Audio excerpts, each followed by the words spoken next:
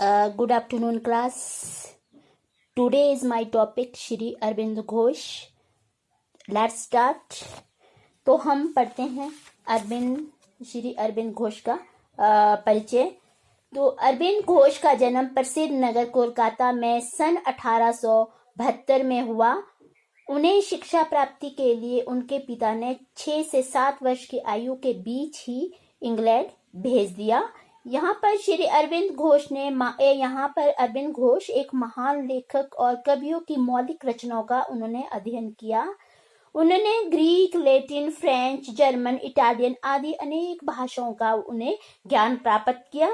तो 18 वर्ष की आयु में अर्थात 1890 में उन्होंने भारतीय सिविल सेवा जो कि श्रेष्ठतम सेवा थी की परीक्षा पास की। 1893 में वह भारत लौट आए। भारत आने पर लगभग 13 वर्ष तक बड़ौदा शासक गायकवाड़ के यहाँ नौकरी की। बड़ौदा कॉलेज में कुछ समय तक अध्यापन कार्य भी किया। इसी बीच उन्होंने संस्कृत तथा अन्य भाषाओं का अध्ययन भी किया और 1905 में वो बंग आंदोलन में उन्होंने बढ़-चढ़ भाग लिया था। नौकरी से त्याग पत्र भी दे दिया। उन्हें बंगाल का विभाजन किस प्रकार स्वीकार नहीं किया। इस प्रकार से उन्होंने अंग्रेजी सरकार के विरुद्ध एक प्रखर क्रांतिकारी के रूप में ख्याति प्राप्त की। उन्होंने अन्य देशभक्त क्रांतिकारी के साथ मिलकर स्वराज का बिगुल भी बजाया। कई समाचार पत्र जैसे वंदे मातरम, कर्मयोगिनी तथा धर्म आदि के माध्यम से राष्ट्रीय भावना को देशवासियों में जागृत किया। उसके बाद स्वतंत्रता आंदोलन में कई बार वह जेल भी गए और 5 दिसंबर 1950 को उनका देहांत हुआ। अब इनकी फिलॉसफी पढ़ते हैं।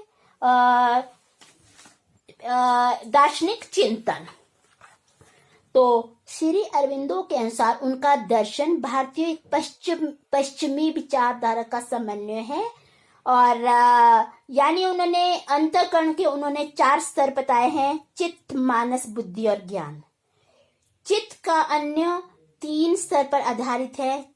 चित्त में मानव जीवन के पूर्व संचित संस्कार तथा वर्तमान अनुभव एकत्रित रहते हैं। यानी जो 3 है ये है भूतकालीन मानसिक संस्कार अथवा स्मृति कोश, ये है चित्त। और दूसरा है मानस। मानस यानी भारतीय मनोविज्ञान के अनुसार मानस मनुष्य की 6ठी ज्ञानेंद्रिया है और इसी ज्ञानेंद्रियों के द्वारा चिंतन, मनन और कल्पना भी की जाती है। तीसरा है बुद्धि। अरविंद के अनुसार बुद्धि विचारों का ये वास्तविक यंत्र होता है। इसमें विश्लेषण, आलोचनात्मक तथा रचनात्मक गुण मौजूद होता है। अब जो 4th पॉइंट है वो है ज्ञान, नॉलेज। तो अरविंद के अनुसार ज्ञान अंतःकरण का 4था स्तर है। वह शक्ति है जिसे हम दिव्य दृष्टि या अंतर्दृष्टि भी कह सकते हैं। उसके बाद आता है मीनिंग ऑफ एजुकेशन। तो इनकी जो मीनिंग है ये पढ़ते हैं। सबसे पहले की शिक्षा का अर्थ। अरविंद का कहना है कि सच्ची, सजीव तथा संपूर्ण शिक्षा वह होती है जो व्यक्ति के भीतर विद्वान सब कुछ को इस प्रकार प्रकाशित करने में सहायक होगी कि उसका पूरा लाभ उठाया जा सके। इस कथन की उन्होंने व्याख्या की है।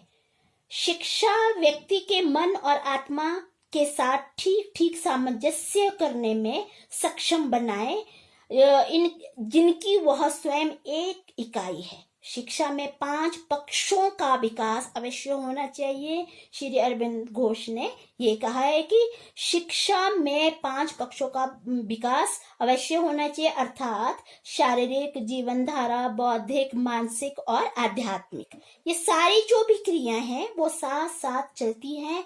एंड में उन्होंने कहा है कि शिक्षा ऐसी हो जो तमस गुणों का दमन करे, रजत गुणों को अनुशासित करे तथा सात्विक गुणों को जागृत करे। अब है इनका बेसिक प्रिंसिपल्स, यानी Shri Aurobindo Ghosh was an idealistic in nature basic principles of education. यानी जो ये अरविंद घोष जी थे, ये आइडियलिस्टिक इनकी फिलॉसफी थी। तो इनके जो बेसिक प्रिंसिपल्स है, मैं पॉइंट पॉइंट करके आपको समझाती हूँ। सबसे पहला है medium of instruction should be mother tongue, कि अरबिंदो का कहना है कि जिस देश में भी बच्चा रहता है, जिस देश में चाहे वो जिस समाज में, जिस एनवायरमेंट में, जहां भी वह रहता है, उसी प्रकार उसकी शिक्षा होनी चाहिए, उसी भाषा में, उसी मदर टंग में उसकी भाषा होनी चाहिए, उसी से ही सिखाया जाना चाहिए। सेकंड है education should be child centre. यहाँ पे अरविंद घोष जी कहते हैं कि एजुकेशन ऐसी होनी चाहिए जो बाल केंद्रित हो, यानी शिक्षा बाल केंद्रित होनी चाहिए। थर्ड है train the senses of child, यानी अरविंद घोष कहते हैं कि 5 इंद्रियों का विकास होना भी बहुत जरूरी है एजुकेशन में। और फोर्थ पॉइंट है subject of education should be interesting, यानी जब जो भी सब्जेक्ट पढ़ाया जाता है, अरविंद घोष जी कहते हैं कि जो भी सब्जेक्ट पढ़ाया जाए वह क्या होना चाहिए, वह इंटरेस्टिंग होना चाहिए, वह उबाऊ नहीं होना चाहिए।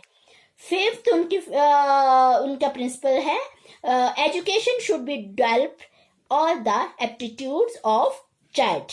शिक्षा सभी योग्यताओं विकास करे जिससे एक कंप्लीट व्यक्ति बनकर बाहर निकले। और 6 है there should be religious think in education otherwise it will spread corruption, यानी धर्म के बातों में शिक्षा दी जानी चाहिए और जिसे वरना क्या है कि करप्शन फैल जाएगा। अब आता है एम्स ऑफ एजुकेशन। तो एम्स ऑफ एजुकेशन से पहले कॉन्सेप्ट ऑफ एजुकेशन जो मैंने पहले भी आपको समझा दिया गया है, यानी इनके दो जिस तरह से एंशिएंट एजुकेशन सिस्टम और सेकंड है मॉडर्न एजुकेशन सिस्टम। तो एम से पहले ये दो जो है, यानी अरविंद घोष जी इन दोनों में मिक्स फॉर्म्स को मानते हैं, ये दोनों मिक्स है, मिक्स फॉर्म को ये मानते हैं। तो चलते हैं एम्स ऑफ एजुकेशन। सबसे पहले है आपका कि physical development and purity. Second है डेवलपमेंट ऑफ सेंसेस। थर्ड है मेंटल डेवलपमेंट। फोर्थ है डेवलपमेंट ऑफ मोरालिटी। फिफ्थ है स्पिरिचुअल डेवलपमेंट।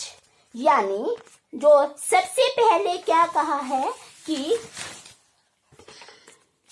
ज्ञानेंद्रियों का विकास, कि श्री अरबिंदो के अनुसार शिक्षा का दूसरा उद्देश्य बालक की दृष्टि, श्रवण एवं घ्राण, स्वाद आदि सभी ज्ञानेंद्रियों का पूर्ण परीक्षण होना चाहिए। यानी उनका विश्वास है कि जो ज्ञानेंद्रिया है, ज्ञानेंद्रियों का स्वस्थ विकास उसी समय हो सकता है जब स्नायुचित मानस शुद्ध हो। दूसरा है शारीरिक विकास व शुद्धि, यानी यहाँ पे श्री अरबिंदो के अनुसार जो शिक्षा का उद्देश्य बालक के शरीर का पूर्ण एवं शुद्ध विकास करना चाहिए, और अर्थात शरीर के माध्यम से ही धर्म की साधना होती है। तभी बालक के शारीरिक विकास पर भी बल नहीं दिया जाएगा, अपितु इसके अंतर्गत शारीरिक शुद्धि को भी शामिल किया जाएगा।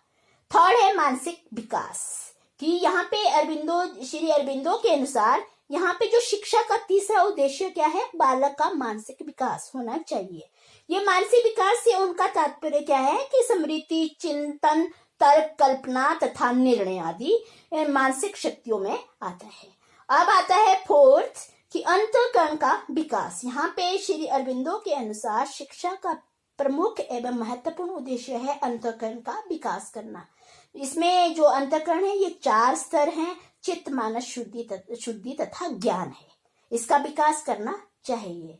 अब जो 5वां 5th पॉइंट है वो है आध्यात्मिक विकास। यानी यहाँ पे श्री अरबिंदो ने बताया है कि शिक्षा का जो मुख्य उद्देश्य होता है वो शिक्षा का आध्यात्मिक विकास करना है। यानी प्रत्येक व्यक्ति में कुछ दैवीय अंश होता है। शिक्षा के द्वारा इस दैवीय अंश को खोजकर विकसित करके एक आध्यात्मिक पूर्णता की ओर अग्रसर इसे किया जा सकता है। अब जो 6 है नैतिकता का विकास, यहाँ पे अरबिंदो ने बालक में नैतिकता के विकास को भी शिक्षा का एक उद्देश्य माना है। यानी उसमें श्री अरबिंदो ने स्पष्ट किया है कि मानव के नैतिक विकास के लिए संवेग, संस्कार, आदतें तथा स्वभाव अथवा प्रकृति, इन 3 मुख्य ये बातें होनी चाहिए। इन 3 मुख्य बातों को शिक्षा के द्वारा शुद्ध व सुंदर बनाकर मानव हृदय को प्रशिक्षित करना चाहते थे। उसके बाद आता है ये इसके एम्स थे। अब आता है इसके पाठ्यक्रम, करिकुलम, शिक्षा का पाठ्यक्रम।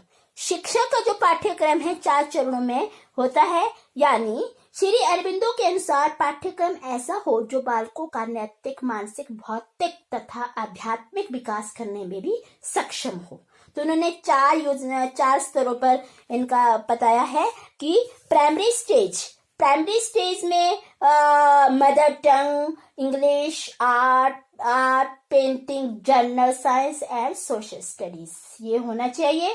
और जो सेकंड स्टेज में mother tongue, English, French, art, chemistry, physics, botany, health, education and social studies. Third stage में यूनिवर्सिटी स्टेज, यानी इसमें Indian and western philosophy, history of civilisation, English literature, French literature, sociology और history of science, chemistry, physics and botany. अब जो 4th है वह है vocational education. इसमें आता है arts, painting, photography, short hand, carpentry, nursing, dancing, cutting, इस तरह से ये इंडस्ट्रीज आदि इसमें वोकेशनल एजुकेशन में आते हैं। तो अब ये आपको दूसरे पार्ट में आपको आगे समझा दिया जाएगा। तो थैंक यू।